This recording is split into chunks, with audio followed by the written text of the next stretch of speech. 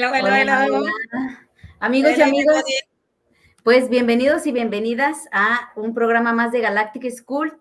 Hoy en nuestro programa va a ser en inglés con Debbie Solaris como nuestra invitada especial. Y más tarde vamos a, en unos días ya lo tendrán subtitulado y doblado en español. Okay, hello everybody. So today we start in English. Yes, all the program will be in English with our special guest, Debbie Solaris. I'm so happy. Welcome, Debbie. I'm so happy to see you Oh, again. thank you. Greetings to everybody from Colorado, from Castle Rock, Colorado, USA. So thank you for having me. I'm excited to be back and sharing a little more information about more galactic wars and how that impacts us today. So I'll let you guys take reign and then just let me know when you want me to get started. Thank you. Yeah. And if you speak Spanish, don't worry, it will be translated later on. Si hablas español, no te preocupes, lo vamos a traducir después para no interrumpir, obviamente, la parte en inglés. Who is Debbie Solaris? She is an ET contactee, interdimensional traveler, and galactic historian. After a fateful extraterrestrial contact experience a few years ago, and by the way, this is our previous program, so you can always look at it, Debbie awakened to a true star lineage and higher calling. Through her ancestral connection with the Akashic records, she had been receiving downloads of galactic historical information and universal spiritual knowledge ever since. She feels that it is a big part of her mission while here on Earth to help awaken others to their own true divine selves and cosmic origins. Wow, with such introduction, I have goosebumps. And by the way, yes, you are an historian, galactic historian. Right. And actually, the news, it's an official, I mean, in the state, I know they have like exopolitics classes like officially now, so that we are making We're making progress. Yeah. progress, definitely. Yeah. And today we have a very special topic, Orion Wars, and I'm going to put it for you here. Okay. Orion, in English is Orion, in Spanish, Orion. How do you say it in Spanish? Orion. Orion. Oh, okay. I like that. Orion. Yeah. Has a Orion yeah. Wars. Yeah. It And has how they impacted the Earth, Mars, and Maldek. And yes, the Earth and what you are doing now is very involved with this. So it was very beautiful. It's a very nice topic to start with. Yeah. So, dear Debbie, it's all yours. Okay. I don't have slides, so I'll just tell you from the top of my head. So Orion is a big constellation. It's probably one of the biggest constellations in our galaxy. It has a multitude of stars. That's why when you look at the night sky, you can always see at least the belt stars, but you could pretty much see Orion anywhere from the planet. And it's had a huge impact on our galactic history. So my understanding with Orion, I kind of call Orion the melting pot of the galaxy because a lot of different star beings and species and different races ended up colonizing Orion. So it's kind of like the United States in a way, where we just had a lot of different immigrants come in from many different places. That's how Orion was like. So let's start from the beginning, and then we'll get specific with some topics about the different Orion systems, what they were about, and about the Black League resistance fighters, who they were, about the Orion Empire, who they were, and how they went into war with each other. So just to give you guys a little backdrop on Orion, so after the Lyran Draconian Wars, I think we talked about that topic last time I was on. There was quite a few refugees from Lyra, from Draco, from Zeta Reticuli, from many different locations that escaped the wars and ended up in Orion. My understanding from what I've seen in the Akashic records is that the outlier stars was mostly the draconian outposts, so the outlier stars of Orion. The 3 belt stars that were in the middle was mostly inhabited by refugees from Vega and from Lyra. And we did talk about Vega and Lyra last time, who they were. So for that reason, I would say the majority of the humanoids that lived in those 3 belt stars, and the 3 belt stars we're talking about is Analam, Analtak, and Mintaka. Okay, so Mintaka is especially important, but Analam and Analtak was also part of the belt stars. So the humanoids that lived in these belt stars were mostly darker skinned humanoids because the majority of their genetics originated from Vega. So what happened with their physicality was that as these Vega refugees were coming in and inhabiting Orion, particularly the belt stars, their skin tone turned from blue, which was originally they had dark blue skin, to brown. So that's where we get the brown skin from, in the humanoid races, is from Vega, Vegan genetics being, I would say, kind of evolving within lower dimensional star systems. So you also had quite a few Lyran refugees there. So these were the lighter skinned, the more Caucasian looking people. But actually, if I had to describe Orion and its culture, it's a lot like, I don't know if you guys are big Star Wars fans. I know I am. I love Star Wars. Been watching it for many decades, since the 70s, actually. But I think that's when the first movie came out. But in the original movie that's called A New Hope, that came out in 1977, this is the Star Wars movie. You see a scene in that movie that is in the cantina where there's a bunch of alien beings that are kind of hanging around drinking and having a good time. And then there's Han Solo and the Wookiee, so they're hanging out there too.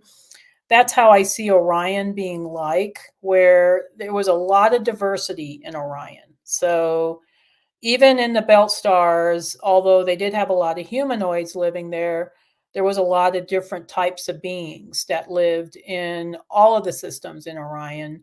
So you would oftentimes see a mix of reptilians with humanoids, with gray alien, both tall and the smaller gray alien, so the tall ones as well. You would see a lot of insectoid beings, amphibian beings. So it was really a melting pot. It was a lot of different types of beings. So you have all these beings, different beings with different agendas, all living together. And so there was bound to be some conflicts, So you had, remember I was telling you about the outlier stars that were draconian outposts. So most of the Draco refugees ended up there. And so they started establishing what they called an empire. So some of these themes are going to seem very Star Wars-like, because I do believe that Star Wars is actually based on the Orion Wars. So when I was watching all the Star Wars movies and the shows, the one thing that came across to me is, what the heck? This reminds me of Orion. So I was just laughing because I said, this is not fiction. It's actually Orion. They're talking about Orion. A lot of the culture, a lot of the just the barren type planets that they had, some of the overabundance of technology, that was all pretty prevalent in the Orion systems.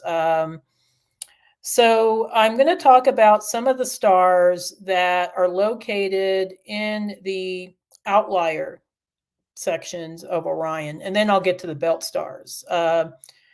So there's quite a few stars in Orion, but the 3 major ones that oftentimes come up in Akashic readings is Rigel, Betelgeuse, and Bellatrix.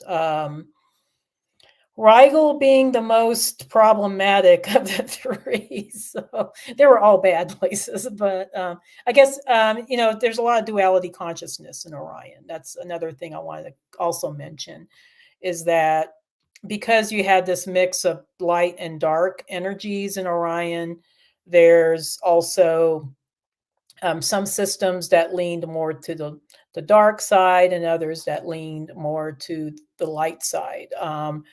And Rigel was one of those places that was an outpost for the Empire. So we talked about the Empire that just wanted to conquer all of Orion. And these beings were mostly reptilians. I do think they had some help from some malevolent gray aliens, but and maybe some insectoid beings here and there. But it was a tough place to be if you were a humanoid. So pretty much what happened to humanoids that lived in Rigel was that they either got recruited to work for the dark side under, I would say, threats of being killed or having their families killed, or they would become slaves. And there was a lot of human trafficking. There was a lot of slavery in Rigel. I did see many times in the Akashic records of beings from the Black League resistance fighters from the Belt Stars doing missions where they were breaking people out of war, jail, and prisons and things like that. It's kind of like slave camps, that sort of thing. Saw that a lot in the records. So Rigel was a really tough place to be. So interestingly enough, this is a little, I'm going to digress a little bit. I've been doing a series on YouTube called Celebrity Readings, and this reading hasn't come out yet. It's going to come out soon, but I did a little reading on Donald J. Trump, and I found out that he's from Rigel in Orion. So he had some really tough lives, which kind of led him, I think, on his mission here on Earth to do what he's doing now. Whether you think he's doing good or bad, it doesn't really matter. But he was a slave in Rigel for several lifetimes and had to break himself out. So that's why he wanted to run for office here on planet Earth. On the most, I would say, prominent country in the world, which is the USA. So, and we can go off on a whole other tangent on that. But getting back to Orion, that kind of, I think, shows you just how bad things were there. Betelgeuse was more gray alien. There was reptoids there too, but it was gray alien outposts. Also connected with the. It was also connected with the Empire, and Bellatrix was more insectoids. But you have to keep in mind that all of these systems had a mix of different beings, so they had a lot of diversity in these systems. And so they were all part of the Empire. So the Empire had been trying for millions of years to conquer the Belt Stars because they wanted to conquer the entire constellation. And so they went into conflict with the Belt Star inhabitants who did not want to be part of the Empire. They wanted to keep their sovereignty. So they developed, so these beings that were in the Belt Stars, whether they were humanoid or not, created what we now know as the Black League resistance fighters. So they were like the freedom fighters that we saw in Star Wars, so got to keep that Star Wars theme in mind here. So these beings, I wouldn't say they were entirely of the light, okay, because they had their own agendas, so it's true of, I think, every scenario, whether you're looking at one side or the other. Not all the players are going to be all good, and not all the players are going to be all bad, So the Black League resistance fighters were trying to fight off the Empire, and they were very much outnumbered. And their technology was outdated. They knew that. Resources were really difficult to get in Orion. Orion didn't have the resources that Sirius had or Procyon had, so they had to, a lot of times be resourceful and repurpose things quite a bit. So they had a lot of broken down old starships, so they ended up reaching out to the Galactic Federation. Now, what's interesting is that here's Orion in a star map. If you're looking at a star map, here's Orion on the, I would say, I'm going to use my right, but it's actually on the left of Orion. You'll see Sirius and Procyon. On the right, you'll see the Taurus constellation, which is the home of the Pleiades. Okay, so the Pleiades, they were all within the same sector, okay, of the galaxy. So they reached out to the Pleiadian branch of the Galactic Federation and they asked for assistance. They said, hey, we just want our self-sovereignty here and we're getting beaten up by the Empire. Can you send some ships to help us? So the Galactic Federation sent a lot of ships out to help the Orion wars. The folks that were in the Belt Stars that were the Black League resistance fighters. Now, they weren't fighting their wars for them, but they were there to give support. So there was starships sent from Sirius, Procyon, Andromeda, Pleiades, Arcturus, and they chose Mintaka. Remember, I said Mintaka was special. Okay, so they chose Mintaka to be the headquarters for the Galactic Federation presence in Orion. So that was the headquarters, was in Mintaka. Mintaka was, interestingly enough, a very high vibrational star system in the Orion belt stars. It was probably the most high vibrational system throughout all of Orion. Mintaka had watery planets. So a lot of people that have had past lives in Mintaka remember sparkly oceans and watery planets, mermaids and whales and dolphins, so it was a very beautiful place. The people there were very kind and loving people, unlike a lot of the Orion systems, but the Mintankans were very kind to space travelers. And so it was the best, I would say, location. And they had a connection. They had a partnership with Arcturus. So it was obviously the best location to have a headquarters at. I have my own memories of Mintaka because I've worked on missions in Orion. I've seen that in my own Akashic records, and it was a beautiful place. Their skies were yellow. I remember it being yellow, not so much blue skies. They had beautiful sparkly oceans. They were so sparkly, they looked like diamonds. And I remember the aquatic beings and the beaches. And Mintankans were, I would say, gentler. They were a gentler version of an Orion starseed. They're very kind, very hospitable. I always joke about how they were like the Holiday Inn of the galaxy, because space travelers can come and they would feel welcome there and they wouldn't get killed, like a lot of places. So Mintankan was a very special place, and it was pretty much a galactic highway between Arcturus, Mintaka, and then the Orion Light Councils, which were actually located in Orion Nebula. Okay, so Mintaka had a lot of high vibrational energies.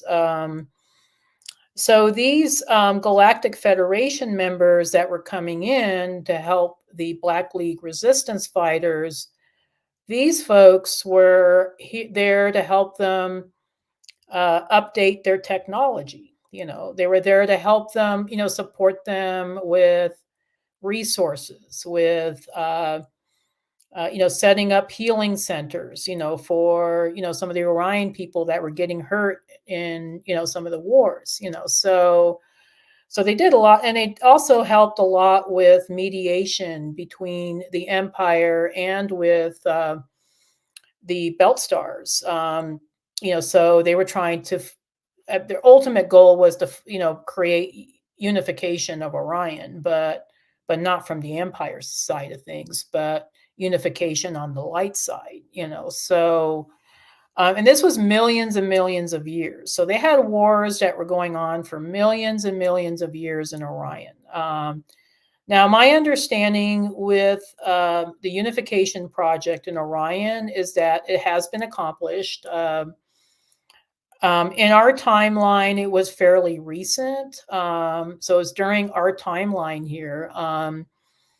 And that there was, I think, Orion shifted to the light. So now it's a light system. It's very aligned with the Orion Light Councils. And so these dark beings that were part of the empire that didn't want to get, I guess, infiltrated into the light had to go somewhere else. They were not willing to give up their control, and so they ended up sending a lot of individuals to Maldek. Okay, that was so we're going to see this shift from Orion to our own solar system. So after everything shifted to the light, some of the dark factions of the Orion Empire decided, we need to conquer other systems. Oh, there's a nice little solar system over there. Let's check that out. So initially, they sent quite a few individuals to Maldek. And Maldek is actually a planet. It used to be a planet, anyway, that existed between Jupiter and Mars.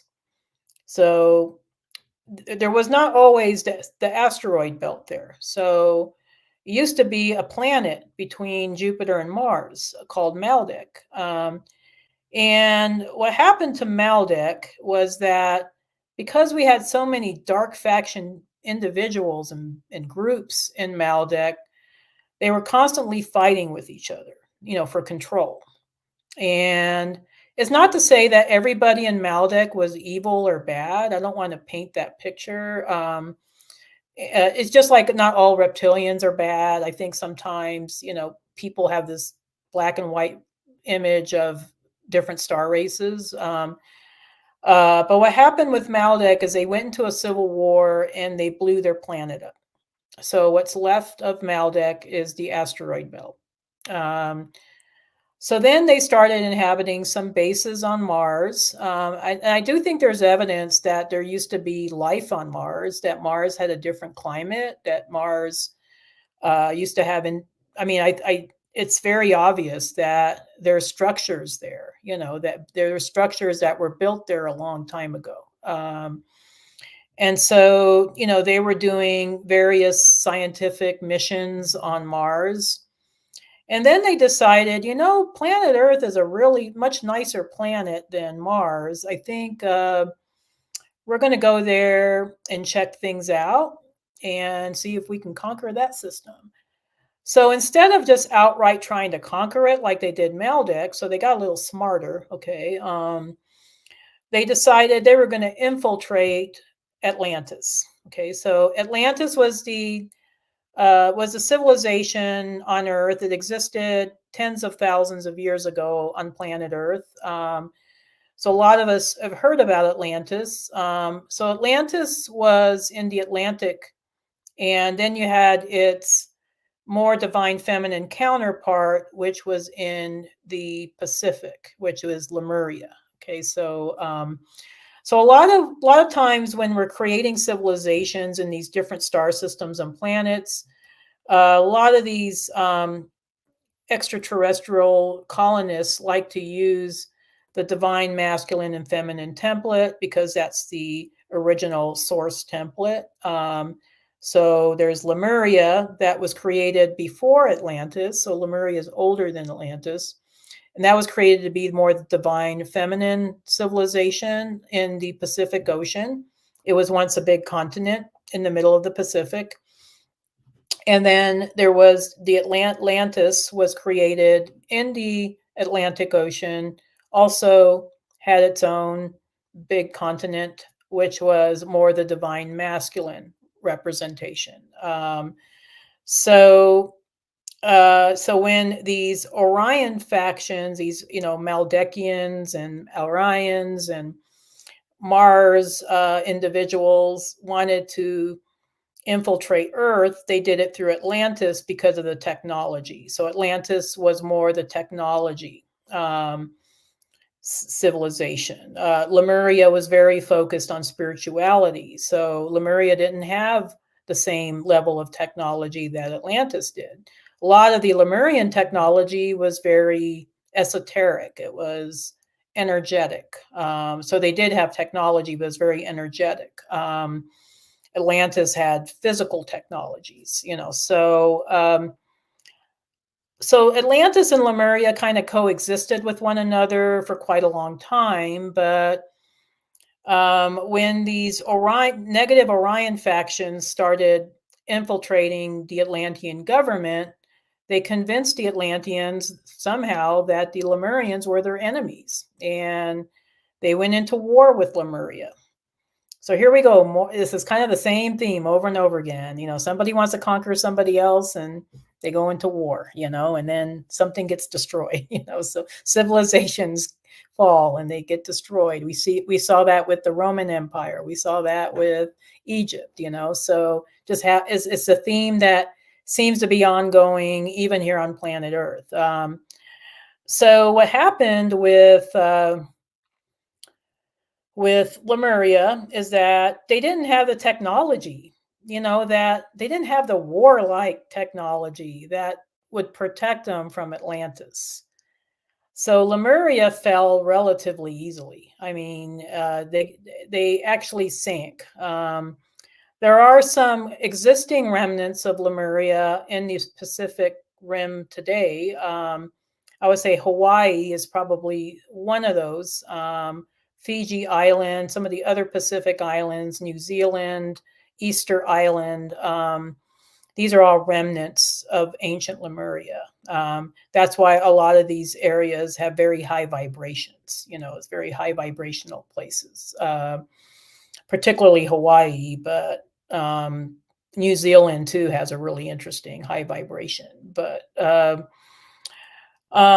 so they fell, and I do think there was some survivors that took the old Lemurian knowledge and hid it in places like Mount Shasta and other parts of kind of the Pacific Rim area. But maybe even some of the Inca locations had some remnants of Lemurian knowledge, but along with the Mayans and the Aztecs. But pretty much Atlantis won that war, and they became just like the United States. Their government became very, very corrupt. So we're seeing a repeat of what's happening now. What happened long, long time ago. So I'm saying this was probably around, I want to say, Lemuria fell, I think, around 70,000 BC, and Atlantis,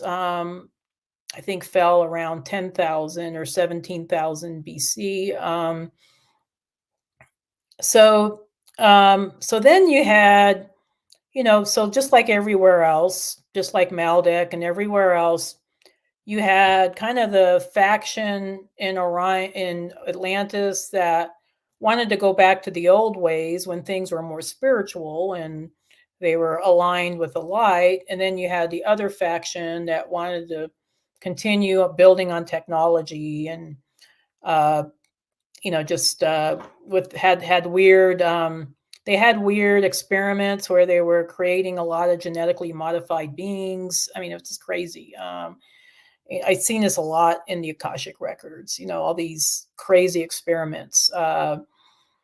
And so ultimately, those two factions went into war with each other. So again, we had another civil war. So Atlantis fell, and that's why we hear all these stories about Atlantis. But and I don't know, a lot of people think Atlantis was closer to the Caribbean, but honestly, I think it was closer to Africa. And the reason why I say that is because Atlantis, there was quite a few survivors from Atlantis that ended up coming into Africa, North Africa, and went through the whole impasse of North Africa and settled in Egypt. So Egypt was, I would say, kind of the civilization that was meant to be kind of a combination of Atlantis and Lemuria. So the Atlanteans that survived, I think, had initially good intentions, so they weren't evil or anything like that. I think they wanted to create a civilization that was going to be more based on spirituality, just like old Atlantis was. And so they created the Egyptian civilization, which existed far longer than what our historians here on Earth would want us to believe. So I think the Sphinx was actually created probably around 10,000 BC. It's very ancient. And, if you were to listen to historians from today, they would say, oh, Egypt was 4,000 years old. No. So Egypt was very, very old. Egypt was actually created right after Atlantis fell by the Atlantean survivors. Now, the Lemurians were still around, okay, but they were on another part of the world, and they were just trying to hide, okay? They didn't want anything to do with the Atlanteans, So, I do think some of the underground or inner Earth civilizations might have been remnants of the Lemurian civilizations, and so that's a whole other topic, but that's an interesting thing as well. So you're starting to see this pattern created on planet Earth, so there's this same old story where you get a civilization that starts off, oh yeah, we're going to be all about spirituality, and then they get corrupted, so so in the beginning, I think, Egypt, they built a Sphinx. And then after that, they had pharaohs come in and out. And then you had these beings that were visiting Egypt from Sirius and from Orion that were teaching the Egyptians, higher knowledge. And that's where I think they got the concept of these Egyptian gods, because a lot of these beings weren't human. They had maybe humanoid features, but they might have a dog head or a lion head or a hawk head, or they might look like something that's not human. But they were great teachers, but they were from these other star systems. So Egypt was a civilization that was heavily influenced by Orion and Sirius. I would say mostly Sirius, but Sirius is a star that's about eight light years away from Earth, so it's one of our closest neighbors. I think Alpha Centauri is closer, but the Sirians have been colonizing Earth for thousands of years, thousands and thousands of years. So they were very familiar with Earth. So when this new civilization was formed in Egypt, they wanted to help it be successful, and a lot of the technologies that were used to build these pyramids were extraterrestrial technologies. Mostly sound frequency was used to lift those heavy rocks. I don't believe humans could have done that themselves, not with the technology they had back then. So there was extraterrestrial technologies that were being used to build these massive monolithic structures, and not just in Egypt, but also throughout South America, throughout different parts of the planet, so maybe, Eastern Europe, I think they had some pyramids there as well. So Egypt was doing really great for, and they weren't totally perfect. Okay. I mean, they had some weird beliefs, but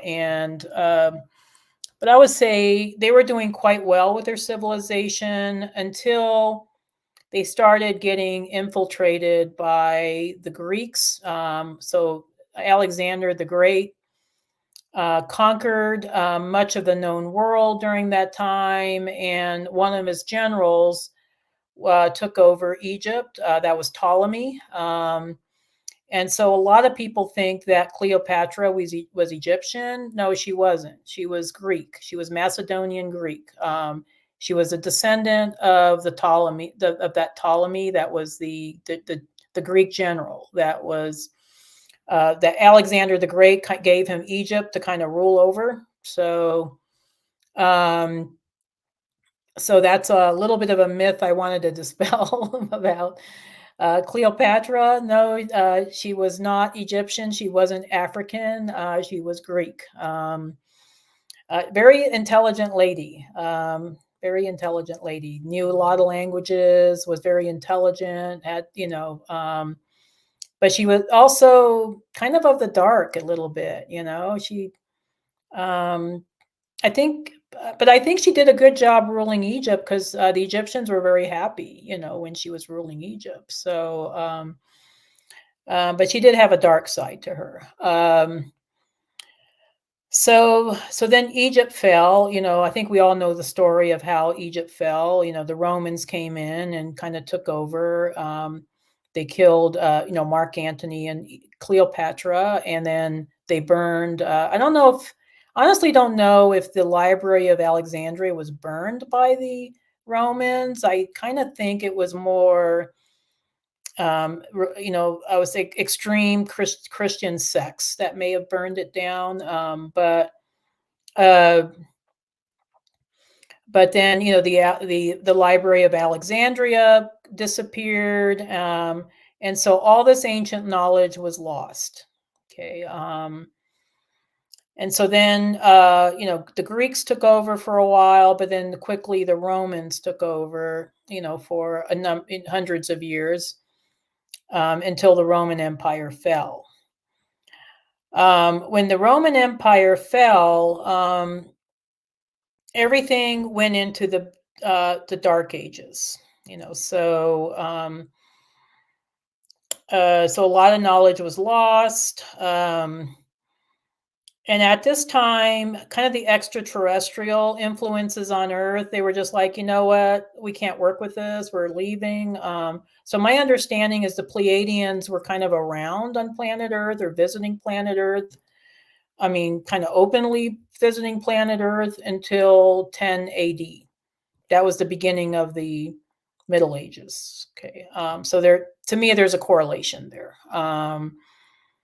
And that was when, Christianity took over, and when the Council of Nicaea decided, we're going to make our own version of Christianity. We're going to call it Roman Catholicism. I was raised Roman Catholic, so I have my own feelings about Roman Catholicism. I'm not a fan. Okay. So I grew up with being Roman Catholic, and I think a lot of your listeners today can relate to that, because a lot of the South American and Latino countries are Roman Catholic, and there was a lot of things wrong with the Roman Catholic religion.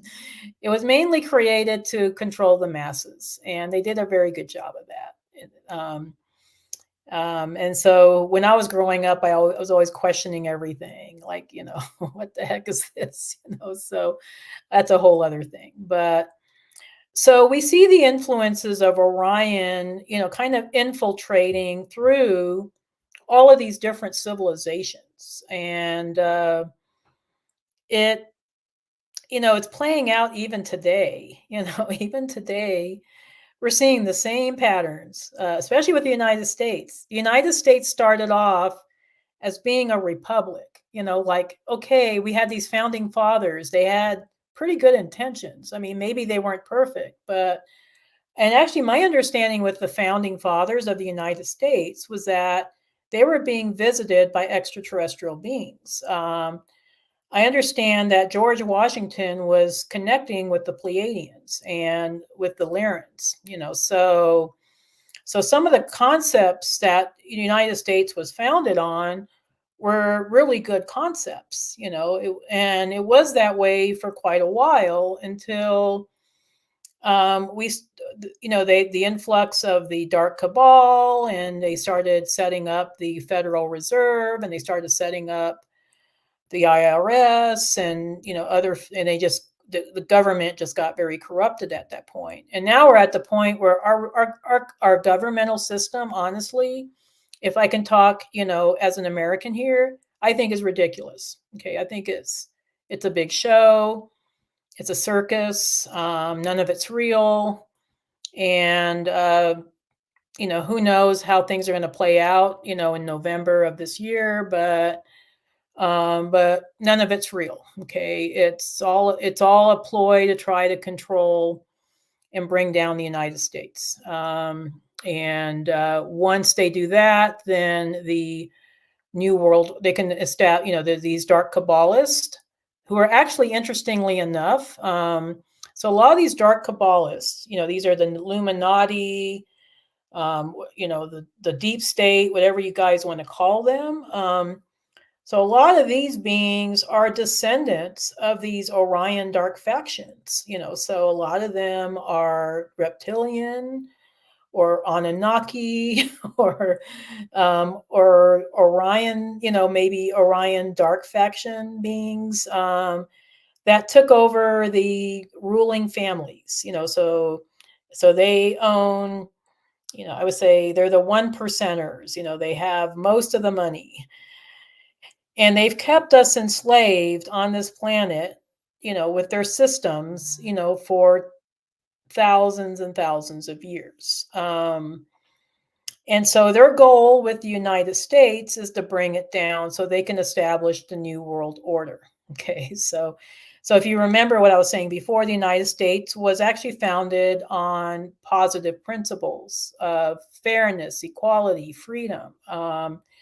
And these were qualities that the Pleiadians were imparting with the founding fathers, who ultimately wrote the Constitution, and they wrote, all the laws that we followed for a long time. But then you had, again, just like Atlantis, you had the dark factions that infiltrated in. And so my understanding with the United States is no longer a republic. It's been a corporation, since the late 1800s. But hopefully we'll bring it back to being what it was meant to be, which was a republic. And it was meant to, it was founded on positive principles. But we'll see how that plays out. So you're seeing this kind of war now of light against dark, and it's an ancient war.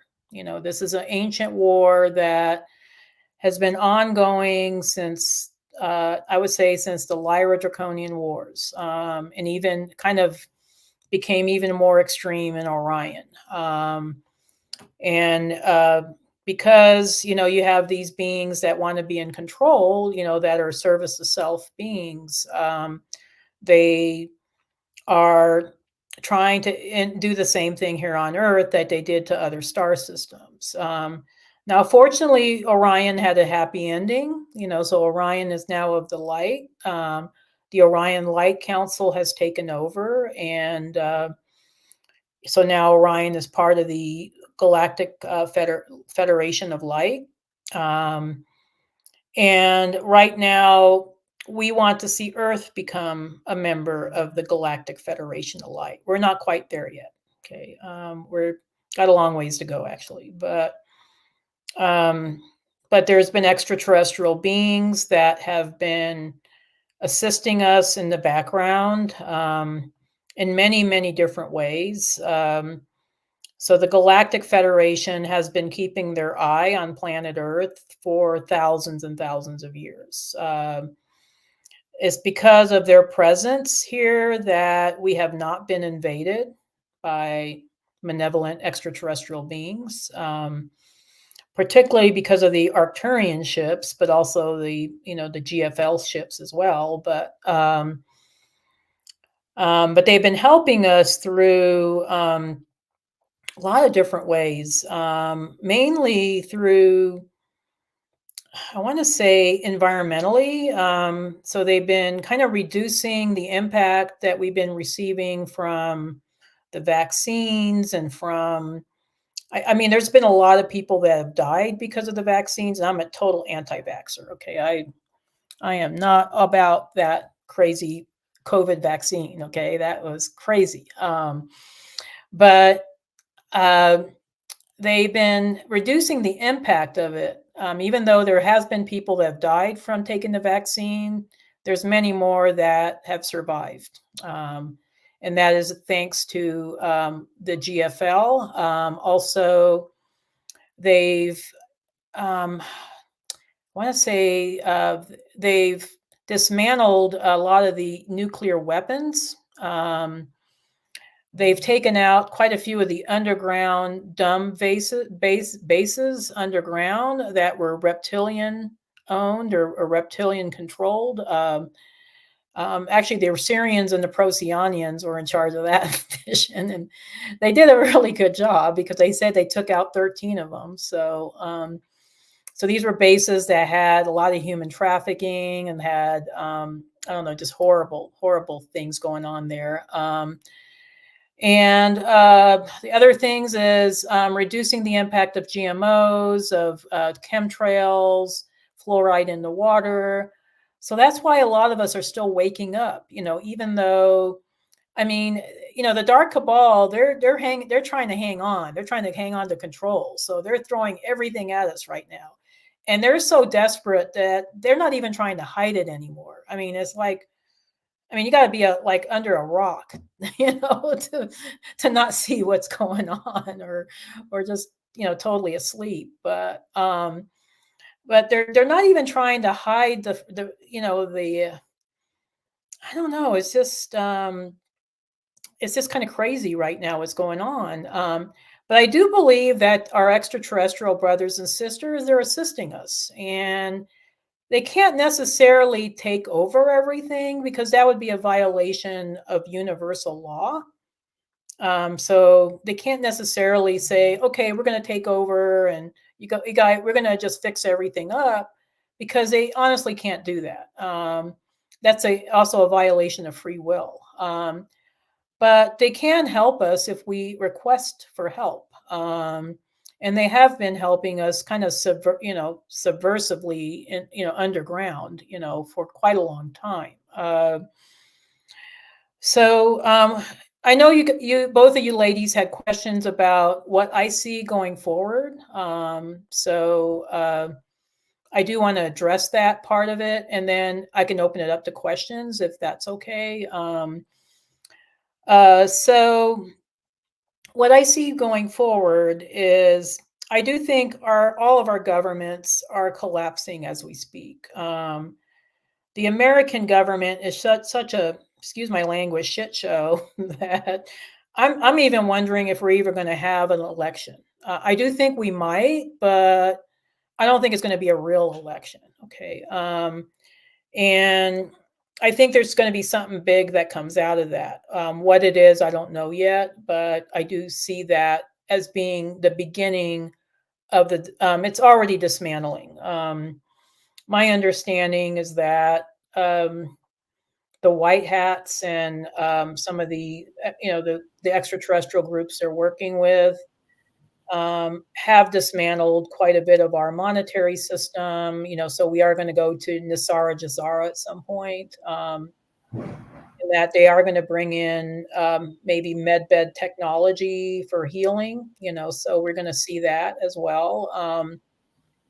But a lot of this takes time because we're talking about kind of like millions of years of corruption, and so, or at least thousands of years of corruption on this planet, so it's going to take a while.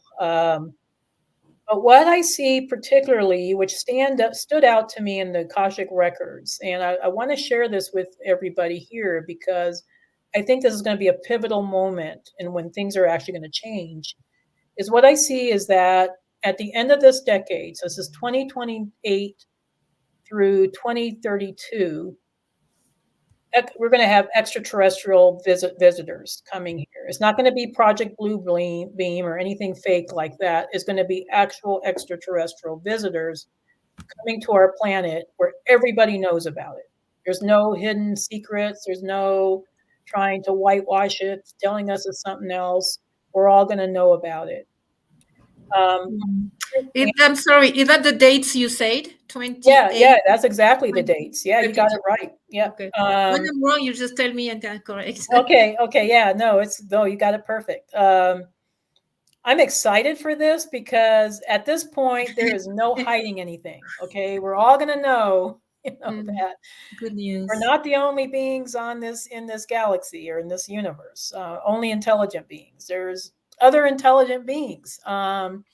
And my understanding is that I don't think it's going to be the Pleiadians or the Sirians that are going to come first. I do think that probably what we'll see is that it'll be Alpha Centaurians because they are the ones that are most like humans. So they're kind of like fourth or fifth dimensional beings. They're not as evolved maybe as some of believe me, they're evolved. They're way ahead of Earth humans, but they're a little bit more relatable and more human looking. So it's not going to be so freaky to get a visit from a Alpha Centaurian because even though they might look a little different, they're the most like humans, Earth humans. If you guys were ever to encounter a Pleiadian, I've encountered Pleiadians. I had an extraterrestrial contact visit in 2012, and I have had interaction with Arcturians and Pleiadians and other beings. If you were to encounter a Pleiadian, it's shocking. Not in a bad way. It's shocking in the sense that their vibrations are so much higher than ours that they literally glow when you encounter them. They have a luminescence, like everything glows. Their eyes glow, their hair glows. They just have this luminescence about them, and they're so beautiful that it's just shocking. It's just like it takes your breath away because you're just like, I've never seen anything this beautiful before. And so I don't think Earth humans are quite ready for that kind of interaction. So I think they're going to send in the Alpha Centaurians, which, believe me, Alpha Centauri is a very advanced system. Okay, these are beings that have been they're very technologically advanced. They've been helping our planet for quite a long time. With technology and with other inventions and things. And we have Alpha Centaurian star seeds here as well, So the Alpha Centaurians are not, I'm not trying to minimize them at all because they are quite advanced.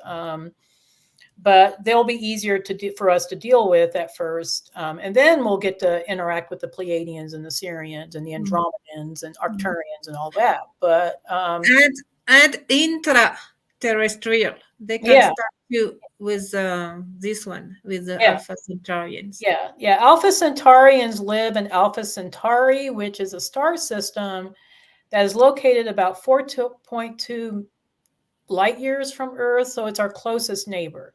So it makes sense that they would be the first ones to come, because they're closest to us.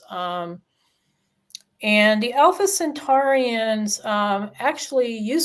they were actually refugees from Venus, which is really interesting. Like if you were to look at their history, they once inhabited Venus when Venus was inhabitable. So Venus wasn't always so close to the sun. It used to be an inhabitable planet. And then I think something happened. It got off kilter with its orbit, or something weird happened with Venus. And so they had to leave because it was no longer inhabitable. So they ended up colonizing Alpha Centauri. And Alpha Centauri is actually one of the few locations in our galaxy that actually has inhabitable planets. Like if you were to look at Alpha Centauri, like it's like, okay, their planets are actually inhabitable. Kind of like Lyra. Lyra is another location that has a lot of inhabitable planets. Like you could look at that and you could go, okay, yeah, people can live on these planets. Beings can live on these planets. So it would make sense that they would have colonized that system. And so I think at the point when they visit us, in those dates I was kind of telling you guys, and like I said, that's subject to change because timelines are always changing. But I do think Earth is going to go through a massive evolution. There's going to be no hiding all this information that's been hidden from us, all these technologies. Like they could have had medbed technologies now. The governments have been, hiding it from us. Not allowing, and forcing us to use allopathic medicine, which actually ends up hurting people more than helping them. Especially with the big pharma and everything. So at that point, we're going to know that we're galactic citizens, and we're going to see kind of an upswing of evolution on planet Earth, where people are going to start asking more and more questions. We're going to start having more interactions with these extraterrestrial beings, and we're going to start getting connected to some of these technologies that have been kept from us, and we're going to see our planet change dramatically during this time. What's exciting is just this is just around the corner, So, and I do think it's going to take a while for us to shift from a money system to a non-monetary system, So I do think it's going to take a while. I think we'll have to go through various stages, I do think Nasara Jazara will be implemented at that point. I think a lot of people in the countries that you ladies represent know what that is, and we're all anxiously waiting because we all want to get our debts, wiped out, and have money being equally allocated to everybody on the planet instead of just the 1%ers that are currently in control of 99% of the money that's on this planet. So, so I'm going to conclude with that. I hope this was informative. I hope it was what you guys were looking for, but I have a lot of great love for our star families, for helping us, and even for those of us that are originally from these other star systems but are here to help planet Earth. Yay for us too, because we're here doing we're here as the ground troops doing the hard work. So so thank you very much. Thank you very much. Is there any questions or anything that you guys? There is a quick one. It's about dates. That's the first one, actually. The first one. Okay. It's very far back. What are the dates? From our team. Okay. The initial Lyran War, it's very ancient, but at least an idea if like. Yeah, I can't give exact dates because I'm human too. I don't have access to everything. The initial Lyran Wars was several million years ago. So that was a long time ago. Orion Wars. 20 millions ago? Oh, no, I would say like maybe I would say maybe about, let me tap into that a little bit. I want to say about 5 to 10 million years ago. 5 to 10 million. Okay. when we're thinking about Syrians visiting Earth like 1 million years ago, that was fairly recent. Okay, so and I mean that seems like a long time to us, but Syrians have been visiting planet Earth since 1 million years ago. Okay. As far as the Orion Wars, I would say that's more like 5 to 2 million years ago, and that was going on for millions of years. Okay. Yeah, and it will end up when It did. ended in our timeline, I would say fairly recent, like around between the 1970s and the 1990s. So it was fairly recent. Last century. Mm-hmm. You have to think about when you're in the higher dimensions, there is no linear time. Yeah, it's hard to. Yeah, it's kind of hard concept to wrap your mind around, but when you're thinking about, they've been sending, Orion star seeds, for, since World War II, but at that point, I think they were already starting to establish the unification of Orion. And so a lot of Orion star seeds started coming to Earth to help Earth achieve its own unification. So there's a lot of Orion star seeds right now that a lot of them are truth tellers, so these are the people that are the conspiracy theory whistleblowers. You see a lot of Orion star seeds fall into that because they saw a lot of deception on their systems, so they want to share the truth here on Earth, trying to help Earth people, break out of all this deception. There's layers and layers of deceptions on this planet. And so we see a lot of Orion stars. Donald J. Trump is an Orion starseed. You see a lot of them go into politics. I just did a reading for Robert, what they call him, RFK Jr. He's an Orion starseed, so a lot of them go into politics because that's the quickest way to make change. So they're either conspiracy theorist podcasters. You see a lot of them that are Orion starseeds, or they go into politics. A few go into the military, and these are light faction individuals. Okay, so these are individuals that are trying to do some good on the planet.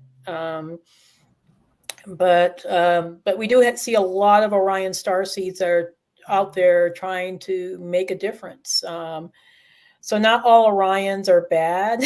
I get that a lot, when I do readings. Oh my God, Orion, that's so bad. And it's like, no, it's like everywhere else. Here on Earth, there's good people, there's bad people. Orion had good people, they had bad people.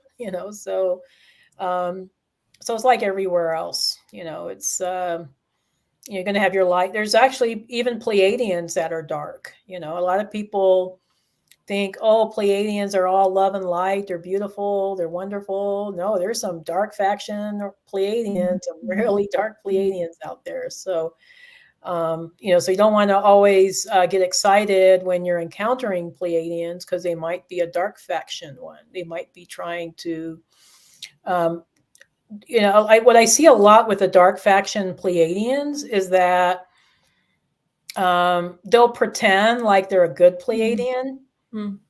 And you'll have like people that have just awakened, that are just like, oh, wow, I want to channel a Pleiadian. And so they connect with these dark faction Pleiadians they're thinking they're channeling, a good Pleiadian, but they're actually channeling a dark Pleiadian. And these Pleiadians are telling them some really weird stuff, So I hope that answers your question. We're talking about millions and millions of years, So this is how old our history is. It's so much older than what we like in the Star Wars movie. Sorry.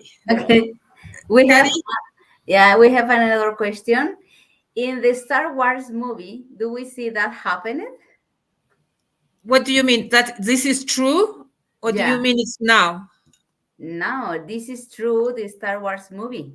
Well, I've watched all the Star Wars movies, and the very last movie that they came out with a couple of years ago, you did see the unification of their star system. So you saw that the Black League Resistance fighters, they won. They were all happy, and they all got together, and they were all kind of hugging each other. So I do think that is very indicative of what happened in Orion. That they eventually did come to unification after many, many years of being in war. So I do think what's happening in Star Wars is actually what has happened in Orion. I do believe that George Lucas got some sort of massive download from a past life of his or something, or maybe he's connected with extraterrestrial beings. Who knows where he got the idea for the Star Wars, but everything I've seen in Star Wars is very close to what happened in Orion. So I would say that did actually happen. Yeah, I would say it's real. It's not really a fiction. Okay. Ricardo Molina, what part did the Watchers really play in all of this? Yeah, it's interesting. Interesting question. The Watchers is kind of a neutral group. I think a lot of people think they're evil. There's evil factions to them, and then there's light factions. I do think our stories about the fallen angels came from the story about the Watchers, but I would say yes, they did play a part in this. Maybe they were the ones that encouraged the Orion factions to come to Earth. Who knows? But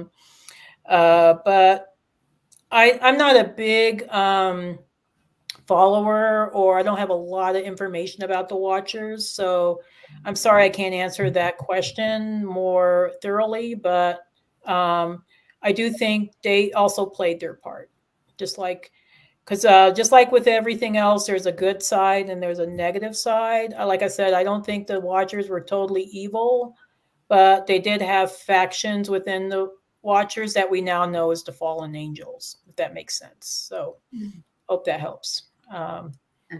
Next question. Yeah. Hello. Okay, let's do the last one because of time issues. Yeah, I know. We're getting over time here. Yeah, we are over now. Yeah. The last one is more personal. Which one was it, Kari? Okay. More personal, hello. but maybe this person will be happy to have your view on that. So they want to know how they can have close connection with these civilizations, because I had an encounter with a sphere that passed over me. Oh, that's really interesting. I would say the easiest way to have contact with extraterrestrial beings is to raise your vibration. So whatever you need to do to raise your vibration, that's what I would do. The easiest way to do that would be through meditation. Meditation immediately puts you in a fifth dimensional state of being. A lot of people don't know that, but when you're really meditating, you're in a fifth dimensional state. I know when I've meditated, I've been able to have regular contact with my Arcturian family. So another way to have contact is to be of service to others. So that means volunteering, doing what you can to be of service, to help people. That's the easiest way, along with meditation and raising your vibration. And then you'll have regular contact with your star family and your star friends. So, so anyway, I'm going to that's a great way to close. So thank you so much. Thank you, ladies, for having me on. This has been amazing. Thank you for letting me share these stories. They're real stories. Yeah, they're real stories. They're not fake stories. So. No, that's real. Yeah. And please take note of this web. Is that so right? Correct? Yeah, you got the right. Yeah, you got it right.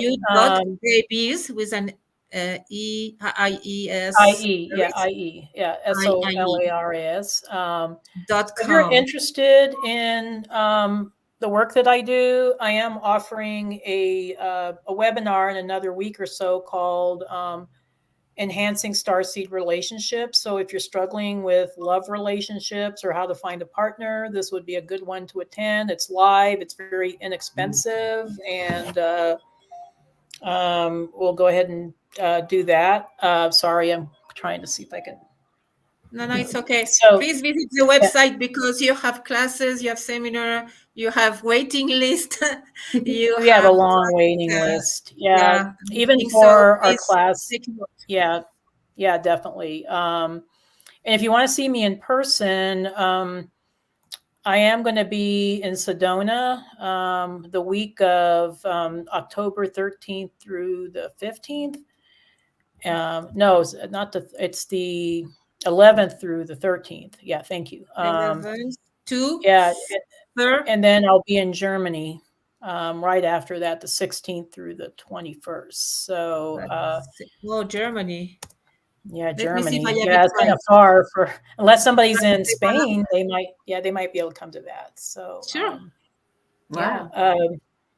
And I think the last event I'm doing that's is going to be the Galactic Cruise. So that's going to be interesting. It's going to leave Florida, but then we'll be visiting Mexico and some other locations. So hopefully one of these days I'll be able to come back to Central or South America. That would be exciting. Wow. Please let us know, and we need to do like something in Costa Rica, maybe. Yeah, Costa Rica. Yeah, that would be the likeliest place. So great. Thank you so much, everybody. See you. All right. Thank bye-bye. you, Debbie, for Thank you so much. sharing. Take care. Bye, everybody. Thank you. Thank you, everybody.